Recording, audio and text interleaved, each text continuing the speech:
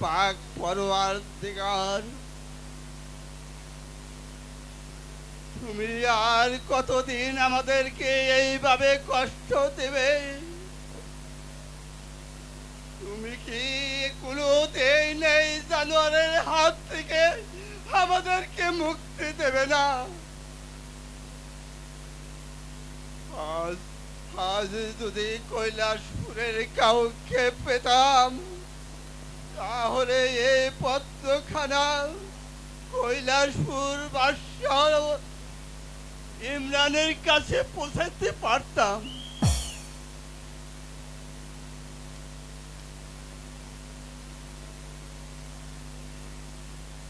আমি নিয়ে যাব আপনার পত্র কৈলাসপুরে।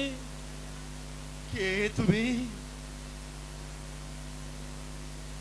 চুপ করেন হুজুর সাহেব, যদি ওরা দেখতে পায় তাহলে বিপদ হতে পারে।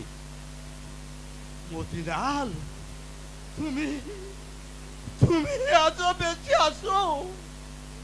তুমি বলতে পারো এই শয়তানদের হাত থেকে আমরা কতদিন পরে মুক্তি পাবো? আর আর কিছুদিন অপেক্ষা করেন হুজুর সাহেব। শয়তান কবির ও আদিলের দিনও তো ফুরে আসছে। আমি আর দেরি করতে পারছি না হুজুর সাহেব।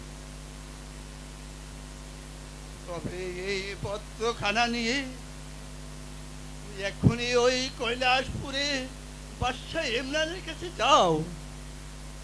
যাও মতিলাল, শীঘ্র করে যাও। তাই আমি দিব। আমি এই মুহূর্তেই কৈলাসপুরে চলে যাব। কৈলাসপুরে চলে যাও মতিলাল, শীঘ্র করে চলে যাও।